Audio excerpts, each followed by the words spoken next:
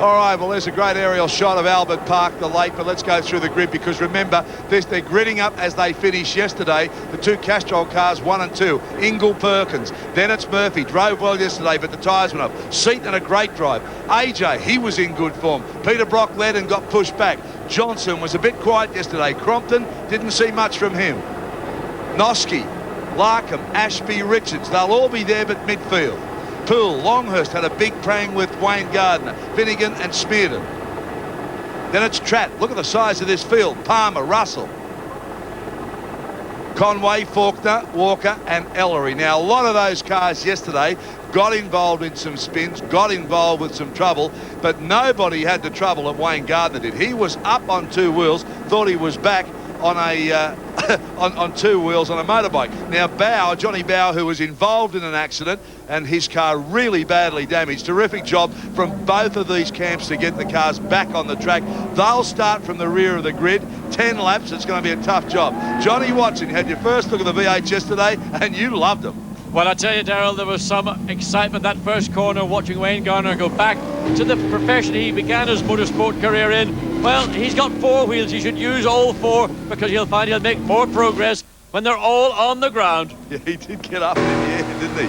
All right, and that's from Wayne's card. He's going to be a long, long way back on that grid. Kevin Swans, another 500cc world champion, also having a drive, and he went pretty well yesterday. He did. He went tremendously. He got around the circuit without any incidents and obviously avoided the ones in front of him.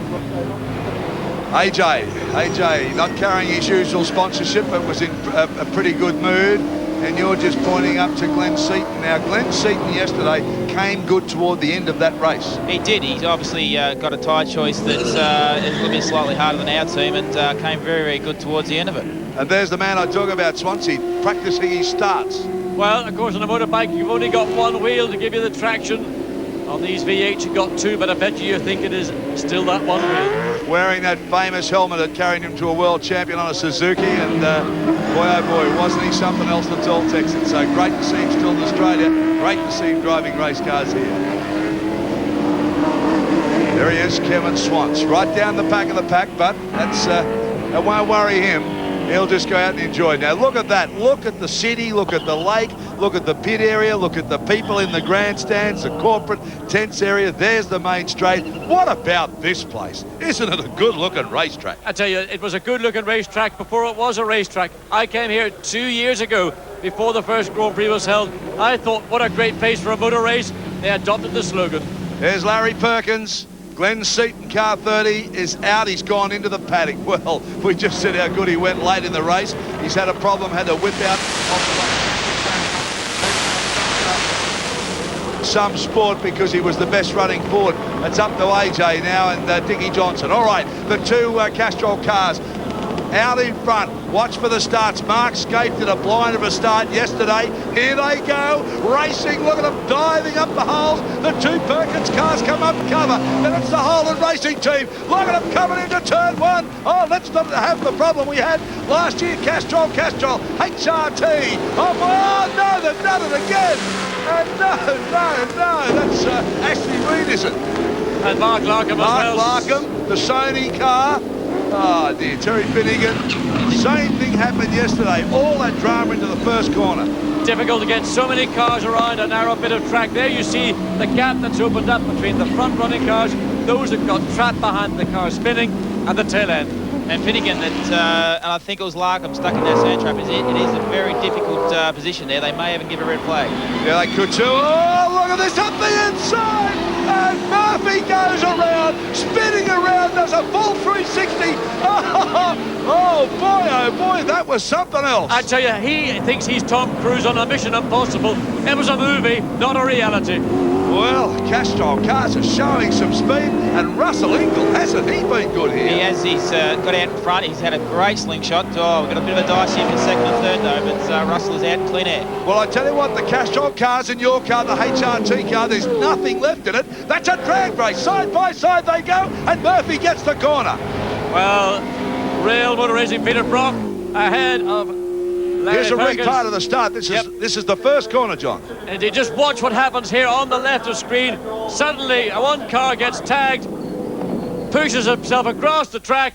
Neil Crompton bashes into, then on the grass, then all breaks loose. Well, it is, and as I said, they are in a very, very dicky little situation there, just on the edge of the sand trap, so it could be quite dangerous for the guys. Well, there's certainly been some panel damage over the weekend, but let's come back live because it's Russell Ingall. Won here yesterday, and have a look at him coming onto the straight. Watch the mumbo of this thing now. It's got the legs, the skirts are up, and it's dancing. Indeed it is, and a lovely comfortable lead, but look at that, Alan Jones pops out alongside, makes some progress. Alan Jones up the inside, have a look at it, he flashes past Dick Johnson now, comes up behind Larry Perkins, and AJ's having a good day. He is, he's when he's all fired up and the car's feeling good, he's, you know, he can beat anybody, and he's up there and he's progressing, he's right behind Larry now. Yeah, so Johnson's not going to give it up though. Look at Johnson, comes up at the two Fords now. Jonesy moves across and just blocks that line. That's from Johnson's point of view. AJ up in front of him. Here's the telemetry coming out of the car. Well, it is good to see that it shows people at home what we actually go through. Like, he just up in third gear here, accelerating at the fourth, slight little brake, under acceleration again, and we're pushing 100, 160 Ks, and up here again. It's tremendous actually for the guys at home to see what we go through. Good stuff, John, this isn't it? I like that. The more of it, the better. The more information you can give your audience. They don't understand really when they see on screen just how fast one of these cars is going. The telemetry says at 191 kilometers per hour. Larry locks up a wheel. I can't believe how far Ingall's built this lead into now. It's Brock, Perkins, Jones, Johnson and Oski. Well, it's tremendous from Russell to get out to the clean air. I managed to do it all through last year, and it is far much easier when you're out in front in clean air like this to lead a race than what it is from like Peter and Larry to try and catch her. Now that's a big lead. Indeed it is. The beauty for Russell Ingall is he's driving at his own pace. He's not having to worry about a car behind him or a car ahead of him. So he has got the perfect situation to win again this afternoon. I've got to say I'm pretty surprised the Holdens have had so much stick on the Fords. Well, no, the pre-season testing over Christmas, Ford were raving on they were so good, and you know, even Holden were. So this is the true factor. We get out racing, the flag drops, and the sort of bullshit stops. So this has happened. We've heard so much about parity. I mean, do you think it's a good thing in this class of racing? Well, it is. It's good to see good racing, and this is it. This is where you see it, and you know, it is great when you get it. Alan Jones and Bowie up there just fighting out with General Motors and the Ford. And Johnson doing a pretty good job at the moment. And I tell you what, Bauer's made up a lot of ground because I see the second Ford not that far back. Indeed, but really the man who's doing the job here this afternoon has now got over 4 seconds advantage on Peter Brock in second place. Russell Ingall, he's driving the wheels off this Holden. I tell you what, he's done a great job. Larry's done everything he can to try and keep in front. Bowie's up to 7th, Gardner is up to 10th. That's AJ you're looking at there, and look at this, it's Holden, Ford and Ford. Real racing, two manufacturers battle it out on the racetrack, and this is, to me, great racing. This is quite interesting. We've got a battle here between Alan Jones and Dick Johnson. Dick Johnson on the Dunlops and Alan Jones on the Bridgestone. So it's got a good battle here. We've got Larry Perkins stuck in the middle with also Dunlops, and Peter Brock heading up the field on Bridgestone. Well, obviously the Dunlop people have done a lot of work since Kobe, because we heard about the fact that the Dunlops were so bad last year, but boy, oh boy, they have been sensational now. They are. They're the start of the year tremendously. Obviously, no one really knew how much development they have done, and they have worked extensively over Christmas, and it is showing on the track. Well, it was about 6 laps into the race that we began to see that the Bridgestone tyre fell away, and that's when the Dunlop tyre came really strong. Craig, will that happen this afternoon? Well, you never know. It's a different day. The temperature might be a little bit slightly hotter than yesterday, so we'll just have to wait and see. Well, Peter Brock back in second. There's the split, 4.132 seconds. So a long way and a lot of ground to make up. But AJ and Johnson are having a good battle. Those two Fords are pretty even. But I'm amazed at how much speed the Castrol cars have shown over the weekend. They've been terrific. Now, Peter Brock, I mean, he won the pole, had a terrific start yesterday, and then had all sorts of problems with his tyres going off. Cars running better today. Well, they are. It's very much the same as Formula One. You've got to do 1 lap to get pole position, but you've got to do 10 laps in a race. So, it's the same scenario here. Peter's got off to a good start, but Larry's right on him again. We've talked about Peter Brock yesterday, the fact that he's been around so long. You know, there have been 20 touring car races associated with the Grand Prix over the Adelaide period and now the Melbourne period. He has driven in every one of those races. Well, as I said yesterday, the name Peter Brock, the number 05, it's known around the world. The man is a great competitor. And two of the toughest blokes rubbing shoulders here, Larry Perkins, Peter Brock. And look at Larry, he's like a drover's dog with a bone. I tell you what, there's not much meat in the bone because Peter Brock isn't going to give any chance at all. Any chance that may come will maybe be because of tyres. Two of the hardest guys in motor racing to get past. Isn't this a good battle? It is a very good battle. As I say, it's a tyre battle. The same scenario as yesterday. Peter got off to a good start. Larry sort of obviously got a slightly harder tyre, and now he's all over Peter, as well as Dick is all over AJ. So, Dunlops have obviously got a great tyre. Just interesting that the fastest lap of the race comes from Greg Murphy all the way down the field, just fractions over 2 minutes. Yeah, I must apologise. I was saying it was Murphy up further in the field, running back from the pitch and just lumping into here, and I didn't realise it was Brocky that was up there at the time, so my mistake. I apologise for that. Larry Perkins now losing a little bit of ground to Brock there. Watch him under brakes though. Perkins very, very hard under brakes and usually closes up that gap, but this is a good battle and it gives you a good idea of just how even just how even the speed is in these two cars. Well, it is. Pretty much everybody's saying they've got X amount of horsepower, and this is where it really shows. And everybody's got very, very similar horsepower. And as you were talking about that quickest lap from Greg Murphy, he'd be very, very disappointed with that spin early on, and he'd be trying very hard to get back. Yeah, pretty tough to get knocked back that far to race in just 10 laps. And Johnson and AJ still hard at it there, and Larry starts to move around. Now these cars are starting to slide around. Indeed, Larry got his right foot well to the pedal to get around, try to find a way around Brock, but of course, anytime you do that, you lose fractions. This is where the real action is, because Ingle at the moment is building a lead. Johnny Bower, terrific drive from him to come from so far back on the grid to be, just chasing the leaders. Look at Perkins now. But AJ was the one, he got off track, slid wide into turn one. Watch for Dick Johnson to make position. All right, while you watch the tours around here at Albert Park, we'll take a break, come back. Stay with us, Australia. The tin tops are terrific.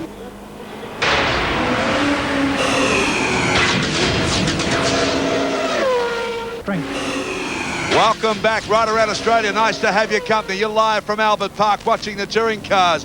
Now, what is Ingle doing? He's still in front. Who is second now? Larry Perkins, Peter Brock, Johnson, Jones and Bower. We're going to show you how Leap and Larry went past Peter Brock. A beautiful move, this one. He kept the pressure on with a big capital P, and have a look at this as he slips past Peter Perfect. If you want to see a textbook overtaking manoeuvre, Larry Perkins, your man. Car on the left of screen. That's how you get the job done.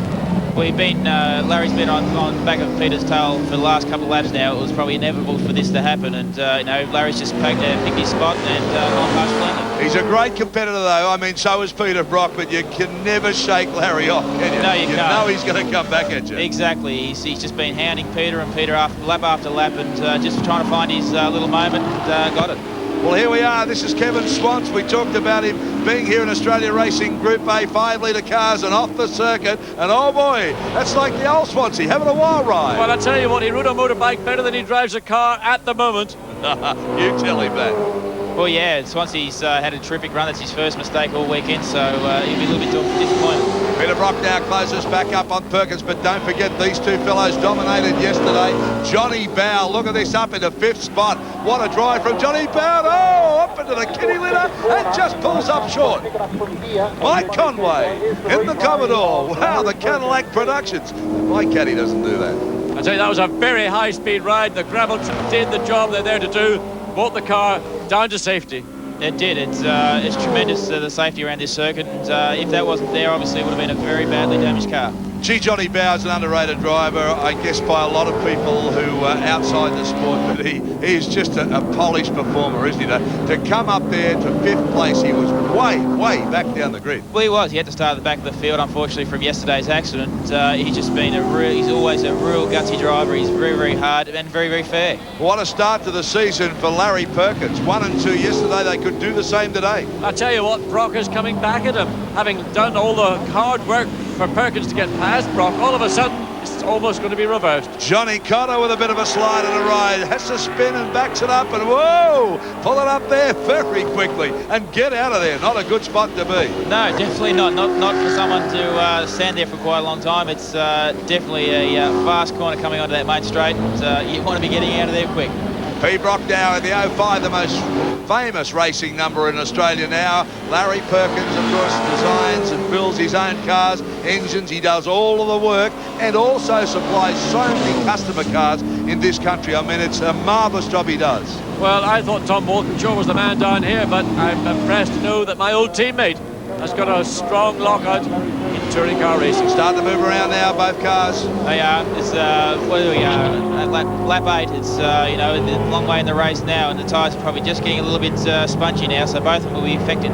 Larry getting away from Peter Brock. We're not showing you Russell Ingall because he's way out in front. He's done a terrific job. Brock up under brakes this time now, so Brock's starting to put the pressure back. Well, Brocky's probably had a lap or two just to recover, just cool down, and now he's applying the pressure back on what Larry did to him. Ingall 6.5 seconds in front, so the action is here. Brock again tries to get a nice flow, dives up for the inside, can't, but keeping the rhythm, keeping the momentum. Yeah, but Larry Perkins is now the one driving defensively. Brock seems to have found grip that he appeared to have lost 2 laps earlier, and in fact maybe just because the ambient temperature this afternoon is that bit lower than on yesterday afternoon, that's the reason we're seeing this give and take between these 2 tyre companies.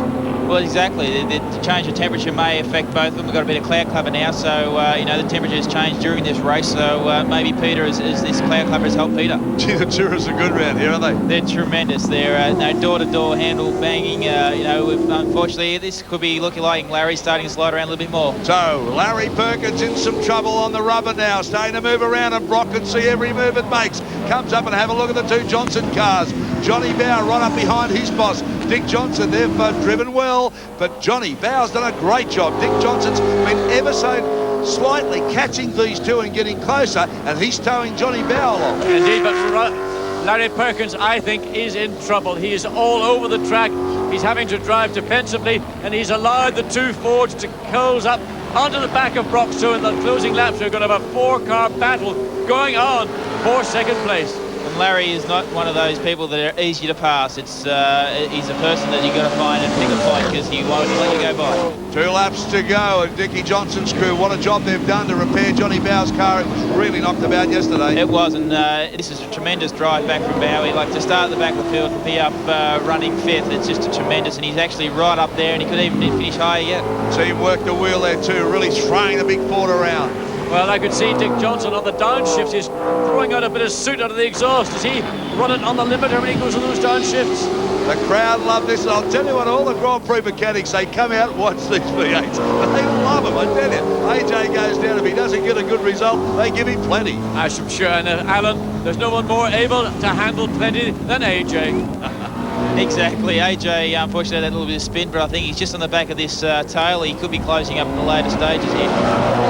Perkins right at it. I tell you, we've talked about the horsepower war. Nothing in this. HRT, well, they said your cars were faster, your tyres were superior last year. I'm not sure. After 2 races here at Albert Park, it's been pretty even. It has been, and as I said, Dunlop over Christmas, you know, poor old Peter's stuck between a Dunlop sandwich here, so you know, it is very interesting to see. Johnny Bow making a move on Dickie Johnson, letting the boss know that he's just there. There's a little look. Well, when you come from so far behind, you drive with everything to gain, nothing to lose. John Bow, a superb drive, having to start at the back of this field and make his way up into 5th place. Now, I know Russell Ingall's got a clear track, but by gee, he's done a great job. He's building on that lead every lap. He is. He's just tremendous. He's obviously not making any mistakes. He's driving the car nice and smooth. As you can see there, got the lights ablaze. He's getting through the traffic and just having a wonderful time. Well, they're on the last lap now. Now, this, you know this. Oh, look at this here now. Let's have a look. A bit of traffic coming into play. That comes out all right. I was talking about Russell Ingall because you know of him through a driving school in England. And, of course, you know a lot about Larry Perkins. Indeed, I do. And Larry Perkins, of course, drove with me at Brabham with the Alfa Romeo engines. And then he went on and did other things. Came back to Australia. There we have a little look at what happened down. Once again, turn 3. And once again, that gravel trap has certainly done the job, and as you can see, just pulls it up there. No way you're going anywhere there. Doesn't hit anything. Exactly. If you can remember back, Sandown last, actually 95, pull you up very, very quickly. Craig, while we've got a moment, all the best. Look at Larry up the inside. He's got the wiper working then, so I'm not sure. There might be a little drop of rain or two because I saw the wiper work unless he bumped it. But I've got to say, the whole of Australia is riding with you in Europe. We really, really hope it works for you. I know that you're going to give it your best shot. I'd love to go over there and to fly the Australian flag proud and high, because that's what we want to do. Okay, coming up now, almost running out of space, running out of corners, Larry Perkins and Russell Ingall. There'll be plenty of celebration tonight, I tell you, around the old airplane hangar, because when they build these things, Larry will pull out a few stubbies tonight, I reckon. He'll even get the ute cleaned up. He may do it. He does a tremendous job. He does he works on his own cars, builds his own cars, and then he races his own cars, so he does a tremendous job. But look at this, as Johnny Bow looks and says, where can I go? There's traffic all over the place. Ingall's going to win it. He's only going to stay in the island, but who's going to get second? I think he'll hang on. I think he's too hard a bloke to get through, but Rocky, ever, the competitive driver's not going to throw it in yet. No, but one corner remaining, and really, I think Larry Perkins has done enough. He's defended his second place, and he's going to retain it coming across the line. Russell Ingall crosses the line and takes his second win of the weekend. Larry Perkins, Peter Brock, Dick Johnson, Johnny Bow. What a good showing from the Fords and the Holdens. There's nothing much in it, but the two Castrol cars so far, the most dominating team. 2 out of 2. Can't do better than that. Superb indeed from Larry and all the guys at the Castrol team. Some work to do for the Holden racing team. I've got to say, you looked a bit stunned. I've got to tell you that. I am. It's, I suppose, a little bit disappointing for the guys to have all the success last year. And no, I think they believe that they were going to go out there and do it again. But unfortunately, they're playing second fiddle at the moment. Well, here's a guy that started his career in open wheelers, and he's had some success in England, come back. And Larry gave him his chance at Bathurst. They won that race together. Now he's gone back into touring cars. So he's doing the reverse to you. Exactly, and Russell's been over in England and Europe and been driving very, very hard and having a lot of success with a minimal amount of budget. He's coming back to Australia, he's driving the big V8s, and he's enjoying himself immensely. I'll tell you what, the crowd have got right behind this youngster, because they've given him a tremendous ovation right around the circuit. I mean, 2 wins in 2 days, that's about as good as he's going to get it for a while. Well, I tell you, it's thoroughly deserved, because when young men like Russell Ingall dedicate themselves to motorsport, they make sacrifices, personally, socially, just to get into a position to be in a winning car like this. 2 wins in 2 days, 1 more day to go. Can he make it 3? I tell you what, the guards are with him. They may remain. All right, let's recap the top 6 for you, because Russell Ingall, the man on camera there, doing a terrific job, getting a great ovation. Larry Perkins, teammate, 1 and 2. Peter Brock, another good drive. Dickie Johnson, terrific. He just hung on there. The first of the Ford runners, Johnny Bow, superb from the back. AJ had a bit of a moment, had a little bit of a lose, put him back to the top 6. So it's been another good show from the V8s, and of course, they'll be back tomorrow. Stay with us, Australia. A lot more coming your way from Albert Park.